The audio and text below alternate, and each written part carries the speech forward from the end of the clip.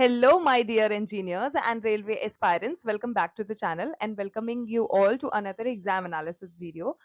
Guys आज के इस वीडियो में हम बात करने वाले हैं आरआरबी जेई का आपका जो 19th of February which was yesterday इसका जो एग्जाम हुआ है उसका जो फर्स्ट शिफ्ट का आपका एग्जाम हुआ है उसका कंप्लीट डिटेल्ड एग्जाम एनालिसिस की आज हम इस वीडियो में बात करने वाले हैं। उसका कंप्लीट डिटेल्ड ब्रेकडाउन मैं आपको इस वीडियो में प्रोवाइड कराने वाली हूँ। सो आपको वीडियो कहीं भी स्किप नहीं करना है, पूरा जरूर से देखना है because it is really going to be very informative for all of you all. ठीक है, so guys before discussing the exam analysis thing सबसे पहले हम बात कर लेते हैं आरआरबी जेई की। सो गाइस आरआरबी जेई यानी railway recruitment board junior engineer exam. ठीक है, JE as an junior engineer exam Indian railways का जो टेक्निकल डिपार्टमेंट होता है ना उसके लिए कंडक्ट किया जाता है ये जेई का एग्जाम।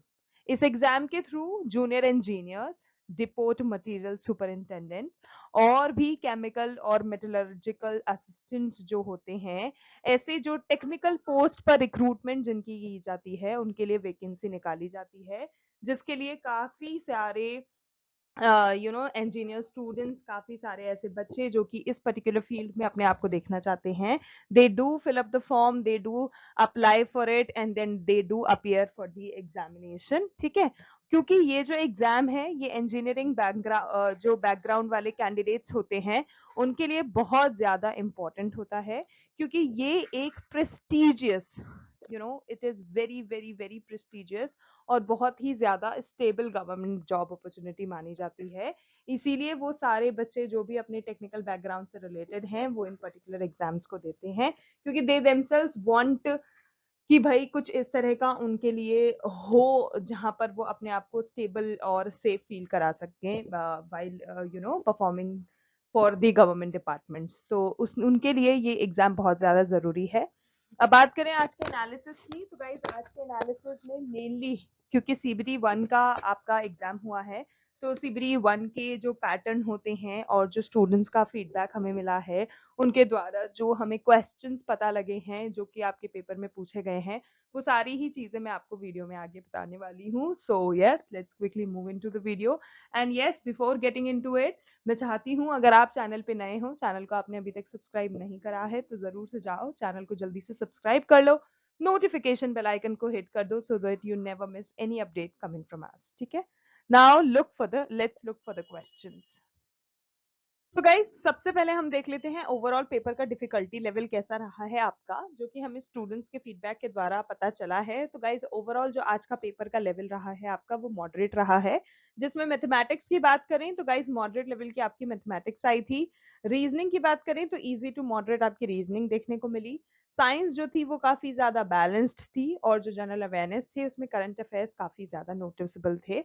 यानी कि ओवरऑल अगर मैं पेपर की बात करूं तो it was kind of balanced paper. ठीक है, ऐसा नहीं है कि बहुत ज्यादा एक ही तरह की चीजें आ रही हैं, थोड़ी थोड़ी सभी तरीके की चीजें थी। तो it was quite easy for the candidates to attempt the questions. बस आपको एक इम्पॉर्टेंट चीज जिसकी ध्यान रखने की बहुत ज्यादा जरूरत थी वो है टाइम मैनेजमेंट, क्योंकि गाइस इस तरह के जो गवर्नमेंट एग्जाम्स होते हैं उसमें आपके लिए बेहद जरूरी होता है कि आप अपने टाइम को किस तरह से मैनेज करते हैं। अब क्योंकि ये सीबीटी 1 आपका पेपर हुआ है तो आपको 90 मिनट्स मिले हैं, सीबीटी 2 जब आपका होगा तो आपको 120 मिनट्स मिलेंगे। अब 90 मिनट्स में आपको 4 सेक्शंस अटेम्प्ट करने हैं, उसमें मैथ्स भी है, रीजनिंग भी है, जनरल अवेयरनेस भी है, साइंस भी है। तो ये चीज आपको देखते हुए चलना है कि किस तरह से आप अपना तेजी से टाइम को निकलने से बचाएं एंड अपना पेपर अच्छे से करें स्पीड एंड एक्यूरेसी के साथ। जिसके लिए आप क्या कर सकते हैं, आप ज्यादा से ज्यादा प्रीवियस ईयर के जो क्वेश्चंस होते हैं, जो क्वेश्चन पेपर्स होते हैं उनको जरूर से सॉल्व करें। अलोंग विद दैट जो मॉक टेस्ट पेपर्स होते हैं उनको भी जरूर से सॉल्व करें, because when you do that आपको वो करने के बाद क्या होगा, जब आप वो करोगे तो आपका कहीं ना कहीं स्पीड एंड एक्यूरेसी काफी इंप्रूव होगा and once you achieve that उसके बाद आपका जो टाइम मैनेजमेंट होगा वो काफी ज्यादा अच्छा हो जाएगा। You can actually have that exam like environment और आपको पता चल सकेगा कि हाँ भाई किस तरह से क्या करना है। ठीक है, सो प्लीज डू दैट। बाकी आई डोंट थिंक बस टाइम मैनेजमेंट की फैक्टर रहा है, बाकी आई डोंट थिंक कुछ ऐसा है जो कि आपको बहुत ज्यादा पैनिक करने पे मजबूर कर सकता है, ऐसा कुछ नहीं है। बाकी तो आपकी प्रिपरेशन है, if you prepare well you will do well. Next अब हम बात करते हैं आरआरबी जेई के एग्जाम पैटर्न की। तो अगर मैं एग्जाम पैटर्न की आपको बात बताऊं तो गाइस बहुत सिंपल सा है, क्योंकि आपको वो सारे बच्चे जो कि इस आरआरबी जेई के पेपर देते हैं तो उनको सिलेक्शन प्रोसेस भी पता होना चाहिए। तो गाइस सिलेक्शन प्रोसेस की आपकी 4 स्टेजेस होती हैं, ठीक है। जो फर्स्ट 2 स्टेजेस होते हैं ना, उनके लिए आपको बहुत ज्यादा जरूरी है, क्योंकि वो क्वालिफाइंग है सीबीटी 1 और सीबीटी 2 जो आपका बताया है। तो आपको डॉक्यूमेंट वेरिफिकेशन और जो मेडिकल एग्जाम स्टेज होगी उसमें अपियर करने से पहले आपके लिए बहुत ज्यादा जरूरी है कि आप ये दोनों स्टेजेस को पार करें, which is CBT stage number 1 and CBT यानी कि computer based test stage number 2। उसके बाद you have to appear for the document verification. If you clear these 2 tests, then only you go for this document verification thing, and once you appear into this particular thing और वो भी clear हो जाता है, then you have to appear for the medical examination जो कि आपकी 4th और लास्ट स्टेज है। उसके बाद तो you just have to go and enjoy ठीक है। So these are the stages. Okay guys, now coming back to आज का पेपर। अगर मैं ओवरऑल गुड अटेम्प्ट्स की आज के पेपर की बात करूं, आज से मेरा मतलब है 19 तारीख का पेपर, कल का paper. Do not get confuse, okay. So 19th की क्योंकि हम बात कर रहे हैं, तो अगर मैं 19th की फर्स्ट शिफ्ट की आपकी ओवरऑल गुड अटेम्प्ट्स की बात करूं तो गाइज जो सेफ अटेम्प्ट्स रेंज है वो कहीं ना कहीं आपकी 65 से 80 क्वेश्चंस की आप मान सकते हो। अगर आपकी एक्यूरेसी अच्छी है, स्ट्रॉन्ग है, तो 65 से 80 आई डोंट थिंक कोई आपसे ले सकता है। आप 75+ अटेम्प्ट स्ट्रॉन्गली अचीव कर सकते हैं, और ये 75+ अटेम्प्ट जो हैं ये आपके स्ट्रॉन्ग स्कोर माना जा सकता है। Next we have expected cut off trend. अब now that we know the good attempts क्या रहे, कैसा पेपर रहा, कौन सा सेक्शन टफ रहा, तो गाइस क्योंकि पेपर जो है वो मॉडरेट रहा है, जिसमें मैथ्स हो गया, साइंस हो गया, उसका थोड़ा बहुत लेवल मेंटेन रहा है, बाकी ऐसा कुछ भी नहीं है जो बहुत ज्यादा टफ था। Reasoning, I would say reasoning काफी ज्यादा स्कोरिंग थी। a lot of candidates who came to us और उन्होंने यही बताया कि रीजनिंग थी, उसमें आपको ज्यादा मेहनत करने की जरूरत नहीं है, थोड़ा बहुत बस टॉपिक्स अच्छे से क्लियर कर लो, वही सिटिंग वगैरह वाले जो भी होते हैं। क्योंकि रीजनिंग जो है वो सिंपल है, स्कोरिंग है, बहुत ज्यादा टाइम भी नहीं ले रहा है, थोड़ा सा प्रैक्टिस करने से ही हो जाएगा, ठीक है। तो अगर ये वाला ट्रेंड जो हम देखें, जो जिस तरह का रहा है पेपर, तो इस ट्रेंड के हिसाब से गाइस जो कट ऑफ है वो मॉडरेट रेंज में आपका जरूर से रहने का एस्टिमेट है, क्योंकि देर आर डेफिनेटली चांसेस कि इस तरह का आपका जो फाइनल कट ऑफ जो आएगा वो थोड़ा सा हाई जा सकता है। बाकी तो देखो, अभी we can not comment on that, अभी हम इतना ही है कि सेफ जोन वाले गुड अटेम्प्ट्स लेके चले कि अगर मैंने अपना पेपर इस तरह का दिया है कि मेरा 65 75 70 80 इस तरह की रेंज में नंबर आता है, तो I am in the safe zone, ठीक है। बाकी तो देखो नॉर्मलाइजेशन होगा, उसके बाद ही कंफर्म कर सकेंगे कि कैसे क्या चीजें होंगी। Okay, next we are going to be discussing strategy जो कि अपकमिंग शिफ्ट के लिए रहने वाली है। तो गाइज स्ट्रैटेजी की मैं यही बोलूंगी कि सारे बच्चे आपको क्या करना है, मैथमेटिक्स का थोड़ा सा फॉर्मूलाज वगैरह रिवाइज कर लो। फॉर्मूला बेस्ड चीजें हैं, बाकी तो सब बेसिक सा ही चीजें हैं, तो आप आराम से कर सकते हैं। फिजिक्स में देखो कॉन्सेप्ट्स क्लियर करना बहुत ज्यादा जरूरी है, बिकॉज बेसिक कॉन्सेप्ट्स अगर क्लियर नहीं होंगे then it is of no use, ठीक है। उसके लिए आप अपना 8 to 12th लेवल का जो एनसीईआरटी होता है, अगर उसको भी अच्छे से कर लोगे तो आपके जो बेसिक से कॉन्सेप्ट्स हैं वो भी क्लियर हो जाएंगे, आपके सारे फंडे क्लियर हो जाएंगे, and you will be in a position कि भाई उससे रिलेटेड जो क्वेश्चंस आ रहे हैं वो आप कर पाओ, ठीक है। सो फिजिक्स के कॉन्सेप्ट्स अपने क्लियर रखो। करंट अफेयर्स में यही कहूंगी कि लास्ट 6 to 8 मंथ्स अपने अच्छे से कवर करके रखने हैं, क्योंकि अगर वो नहीं किया तो देर आर चांसेस कि करंट अफेयर्स के क्वेश्चंस आपको थोड़े से टफ लग सकते हैं। मॉक टेस्ट जरूर से जरूर से जरूर से, ठीक है, प्रैक्टिस करिए, प्रैक्टिस करिए, practice practice, only and only practice is something जो कि आपकी स्पीड को इम्प्रूव कर सकती है, आपकी स्पीड, एक्यूरेसी, टाइम मैनेजमेंट सब कुछ कर सकती है। सो प्लीज उसको ध्यान में रखना। And at last I would suggest कि जो गेस वर्क है उसको थोड़ा सा अवॉइड करें। If you are not sure about something, think once before answering. So these are some of the strategies जो कि आपको ध्यान रखना है। नाउ इट्स टाइम जब हम वो सारे क्वेश्चंस डिस्कस करेंगे जो कि एक्चुअल में आपके पेपर में पूछे गए हैं, और ये वही क्वेश्चंस हैं जो हमें बच्चों ने बताया जो एग्जाम में पूछा गया था, ठीक है। तो नंबर वन आपका जो क्वेश्चन पूछा गया था वो ये था कि what happens if a no confidence motion is passed in the Lok Sabha. तो गाइज इस तरह का अगर कोई चीज होता है तो जो एंटायर आपका काउंसिल है मिनिस्टर्स का, इट मस्ट रिजाइन, ये इस तरह का कुछ आपका मोशन है जो कि पास किया जाता है लोकसभा में, जो कि ऑप्शन में गिवन था आपको, and you have to select the entire council of ministers must resign, which is the correct answer. Next है कि the upward movement of water and minerals in plants primarily takes place with the help of which tissue. बहुत simple सा question है, frequently repeat होता है, काफी बार काफी ऐसे एग्जाम्स गए हैं अभी पिछले साल जिनमें ये क्वेश्चन पूछा गया था, xylem phloem etcetera etcetera. So guys basically जो प्लांट्स होते हैं उनमें एक तरह का टिश्यू प्रेजेंट होता है, ठीक है। एक तो हो जाता है जाइलम, एक हो जाता है आपका फ्लोएम।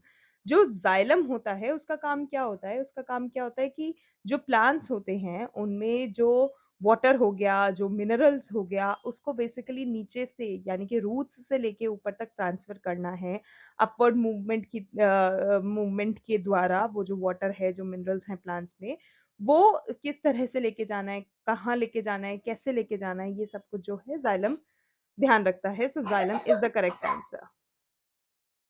ओके, नेक्स्ट क्वेश्चन है कि where is the manufacture of lipids primarily carried out within the cell. तो ये कहाँ होता है? सो इट हैपेंस इन एसियाज, जो कि है आपके स्मूथ एंडोप्लाज्मिक रेटिकुलम, ठीक है। एसीआर का फुल फॉर्म आपको पता होना चाहिए, so smooth endoplasmic reticulum. Okay, next is what will be the kinetic energy of an object with a mass of 0.15 kg and a velocity of 30 meter per second? So इसका correct answer होगा आपका 67.5 joule. Okay, next is which of the following statement is correct regarding washing soda? तो guys washing soda से related आपको statements दे रखे थे and you had to choose कि which one is correct. जिसमें guys आपको Na2CO3.10H2O पे click करना था because it is the correct answer. Next question है, if a person pushes a stationary wall but the wall does not move at all, what will be the work done according to physics? तो कुछ नहीं होगा. If it is not moving, it is not moving. तो physics के according it is no work, it is zero work.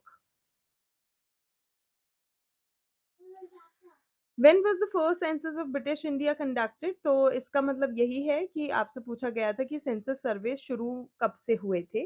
तो guys क्योंकि India को independence मिली थी 1947 में, लेकिन जो सेंसस है वो 1947 से पहले भी कंडक्ट होता था। लेकिन क्योंकि उस समय इंडिया इंडिपेंडेंट नहीं थी, it was under control of Britishers, ठीक है, तो वो ब्रिटिश इंडिया कहलाती थी। इसीलिए आपको ब्रिटिश इंडिया का जो फर्स्ट सेंसस है वो बताना था, and it was the year 1872 जब हमारे ब्रिटिश इंडिया का पहला सेंसस सर्वे हुआ था, ठीक है। That was the beginning of something called as census in India, so 1872.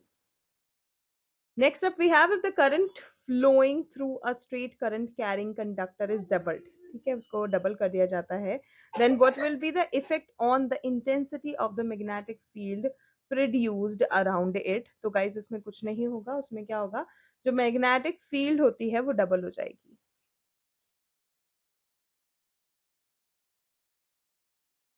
Okay, next question है, during the electrolysis of an aqueous solution of sodium hydroxide, which is NaOH, to which electrode are the sodium ions, which is Na plus, attracted, and which on acts as the cathode? ठीक है, इसका आपका correct answer होना था Na plus attracted to cathode. Next है, who is the author of the book Leo the untold story of Chennai super Kings? ये जो आपका आंसर होना है ये होना है पीएस रमन, बिकॉज जो पीएस रमन है उन्होंने ये पुस्तक लिखी है जिसका शीर्षक उन्होंने दिया है Leo the untold story of CSK यानी कि Chennai super kings. Next question है, which were the main, okay add em here, okay, which were the main HYV यानी कि हाई यील्डिंग वैरायटी सीड्स जो उस समय में यूज किए जाते थे? तो मेन HYV वीट सीड्स कौन से थे? ग्रीन रेवोल्यूशन जब हुआ था इंडिया में 1960 में, तो गाइज उस समय दो मेन, जिसका नाम रखा गया था कल्याण सोना और सोनोरा 64, ये दो इस तरह के कुछ वीट सीड्स थे, HYV वीट सीड्स थे, जो कि उस समय में काफी ज्यादा प्रचलित थे। और ग्रीन रेवोल्यूशन में वीट को प्रोड्यूस करने के लिए, उसकी फार्मिंग करने के लिए काफी ज्यादा इन सीड्स को यूज करा जाता था, कल्याण सोना and Sonora 64। Okay, next question है which of the following statement is incorrect regarding the Pune Pact 1932? तो guys इस question में again आपको चार ऐसे options दे रखे थे, जिसमें कुछ options correct थे, एक incorrect था, जिसमें से आपको incorrect statement choose करना था, जो कि Pune Pact 1932 से related था, जिसमें एक option given था, I believe it was option number A और B में भी, जिसमें था कि B.R. Ambedkar refused to sign it, इस तरह का option given था, which was the incorrect option जो कि आपको select करना था। ठीक है, option incorrect था but it was correct answer. Okay, next we have why are unsaturated hydrocarbons more reactive as compared to saturated hydrocarbons? So basically double triple bonds होते हैं due to the presence of multiple bonds, ठीक है, and negative bonds, इसके कारण वो जो reactivity होती है वो थोड़ा सा ज्यादा हो जाती है अनसैचुरेटेड हाइड्रोकार्बन्स में as compare to the saturated hydrocarbons. Okay, next है under the 44th Constitutional Amendment Act 1978, the tenure of the Lok Sabha was reduced from 6 years back to how many years? तो guys 6 साल से कम करके उसको कर दिया गया है 5 साल, तो 5 साल आपका करेक्ट आंसर होगा। Next question, if two solutions are mixed या फिर kept in a closed system, what will be the change in their total mass? तो change जो देखने को मिलेगा उनमें वो यही होगा that the mass is going to be remain unchanged, ठीक है, mass will remain unchanged, कोई further किसी भी तरह का कोई change देखने को नहीं मिलेगा, चाहे आप उन दो solutions को mix कर दो या फिर एक closed system में रख दो, किसी भी तरह का mass में बदलाव देखने को नहीं मिलेगा। Okay, next is in the context of fossil fuels and carbon dating, why is C12 used as a standard, used as a reference? So इसका सीधा simple correct answer यही है because जो fossil fuels हैं वो बहुत ज़्यादा stable होते हैं और उनका जो amount होता है it does not change over time, it remains the same. Next is what primarily determines the atomic number of an element. तो गाइस किसी भी एलिमेंट के अगर आपको एटॉमिक नंबर को जानना है तो सबसे पहले उसमें नंबर ऑफ प्रोटॉन्स कितने प्रेजेंट हैं आपको ये जानना बेहद जरूरी होगा। On the basis of number of protons only you can determine the atomic number of an element. ठीक है, तो क्या जरूरी है, नंबर ऑफ प्रोटॉन्स का पता होना। Next is if the reading of an ammeter suddenly increases, what is the most likely reason? ठीक है, तो उसका most likely reason यही होगा that the resistance must have had decreased, ठीक है, इसीलिए जो emitter होता है वो suddenly भर जाता है अगर उसका जो resistance होता है वो increase हो जाता decrease हो जाता है। Next question है biodegradable substances are primarily decomposed or broken down into simpler components by which of the following? Again यहाँ पर भी आपको ऑप्शंस में से सेलेक्ट करना था कि कौन सा इस चीज के लिए सॉरी कौन सा इस चीज के लिए बेस्ट सूटेबल ऑप्शन है कि जो बायोडिग्रेडेबल सब्सटेंसेस होते हैं वो प्राइमरीली डिकम्पोज हो जाते हैं या फिर उनको सिंपलर कंपोनेंट्स में ब्रेक कर दिया जाता है बाय व्हाट, तो bye micro organisms. It is the job of micro organisms, जैसे कि बैक्टीरिया हो गया, फंगाई हो गया, it is the job of these microorganisms to break down biodegradable substances या फिर जो यस जो बायोडिग्रेडेबल होते हैं, डिकम्पोज जो हो जाते हैं, उनको सिंपलर कंपोनेंट्स में डिकम्पोज करने का काम होता है माइक्रो ऑर्गेनिजम्स का। Okay, next is why is the oscillometric method primarily used for measuring blood pressure? तो guys बीपी को नापने के लिए ये जो oscillometric method यूज किया जाता है वो इसीलिए किया जाता है because it does not require a stethoscope and is suitable for automated devices. ठीक है, so इसीलिए oscillometric जो method होता है बीपी को चेक करने के लिए, मॉनिटर करने के लिए, मेजर करने के लिए यूज किया जाता है।